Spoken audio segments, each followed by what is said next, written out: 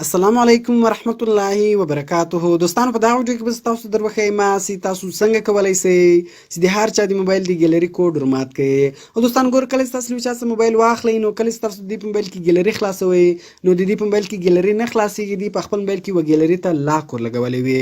نو دوستانو په دغه ویډیو کې زه تاسو ته یوه ډېره اسانه طریقه درښیم چې د هغې طریقې په ذریعه سره به تاسو وکولی شئ چې د هر چا د موبایل د ګیلري کوډ ورمات کړئ. او هو دوستانو ګوره، په دې ویډیو کې زما مین مقصد دا ده چې تاسو باید په دغو لاکرانو باندې بروسه نه وکړئ، ځکه هر څوک له تاسو سره دغه طریقه کولی شي ستاسو د موبایل د ګیلري کوډ در خلاصولی شي او ستاسو د موبایل ټوله ډیټا کتلی شي.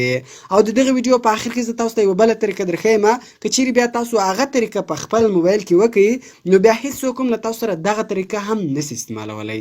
نو ویډیو تر آخره پورې وګورئ او ویډیو له خپلو دوستانو سره خامخا شیر کړئ تر څو هغه له دې څه فایده واخلي او د داسې نورو ښایسته ښایسته ویډیوګانو لپاره زموږ چینل سبسکرایب کړئ، ځکه موږ هره ورځ دغه رقم ښایسته ښایسته ویډیوګانې په خپل چینل کې اپلوډ کوو. نو زه د ویډیو په طرف ویډیو شروع کوو.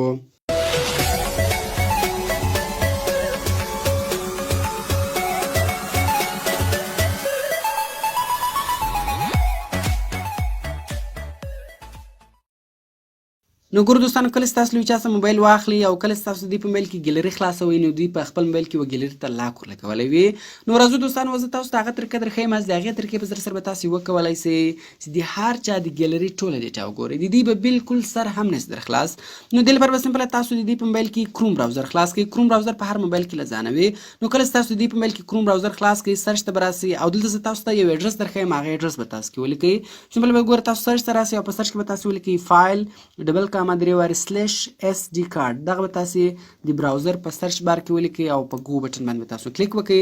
کله چې تاسو په ګو بټن باندې کلیک وکړئ نو ګورو دوستان، تاسو په خپله کتلی شئ چې د دې د موبایل ټوله ډیټا دلته راله. دغه رقم ګوره، کله چې دلته تاسو ګیلري خلاصوئ دلته خو له تاسو څخه ګیلري لاک غواړي، پاسورډ غواړي، که چیرې تاسو ته پاسورډ نه معلوم تاسو یې نشئ کتلی. نو دغه رقم ګوره، اوس د دغه اډرس په ذریعه سره موږ د دې د موبایل ټوله ډیټا دلته راوستله. نو اوس مو هر شی کتل، هغه تاسو ګوره دلته کتلی شئ. مثال تصویران مو کتل، هر شی مو کتل، ویډیوګانې مو کتلې، خالي کلیک به کوئ ګوره هغه ټوله ډیټا به دلته راسي. دغه رقم زه بیرته ګوره شاته راځم او دلته ګوره لاندې ځم، دلته واتساپ ګوره د دوی د واتساپ ډیټا ده، په واتساپ باندې ما کلیک وکړئ. دغه رقم دلته لاندې راځم، ګوره میډیا، په میډیا باندې ما کلیک وکړئ. دغه رقم دلته ګوره اوس تاسو د واتساپ ویډیوګانې هم کتلی شئ، ګوره واتساپ اډیو، واتساپ ایمیجز، واتساپ ویډیو، دا ټول ګوره تاسو دلته کتلی شئ. ما په واتساپ ایمیجز باندې کلیک وکړئ، ګوره د واتساپ تصویران دي. نو دغه رقم دوستانو، د دغه اډرس په ذریعه سره تاسو د هر چا د موبایل د ګیلري ډیټا کتلی شئ، که څه هم د هلته ګیلري ته لاک ورلګولی وي. نو اوس دوستانو راځو زه تاسو ته بله طریقه درښیم، که چیرې تاسو هغه طریقه په خپل موبایل کې وکړئ نو بیا هېڅوک هم له تاسو سره دغه طریقه نشي استعمالولی او ستاسو د موبایل د ګیلري ډیټا نشي کتلی. نو دې لپاره ګوره دوستانو، ډېره اسانه ده. کله چې تاسو په خپل موبایل کې یوه ګیلري ته لاک ورلګوئ نو تاسو یې کروم براوزر ته هم ورولګوئ، کروم براوزر ته لاک ورولګوئ. او که چیرې بل براوزر انسټال، مثال یو سی براوزر انسټال، یو سی براوزر ته هم ولګوئ. ستاسو په موبایل کې کوم براوزران انسټال دي هغو براوزرانو ته یې ولګوئ نو بیا دغه کوډ په براوزر کې کار کوي، بغیر براوزر کار نه کوي. نو کله چې بیا د کروم براوزر خلاصوي، کروم براوزر به هم له ده څه پاسورډ غواړي، لاک به غواړي، نو بیا به دغه طریقه هېڅوک هم له تاسو سره نشي استعمالولی.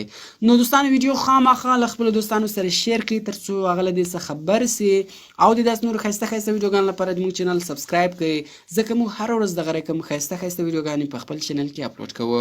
نو ملاویږو په نور ښایسته ښایسته ویډیوګانو کې، په دعاګانو کې مې یاد ساتئ. د خدای په امان.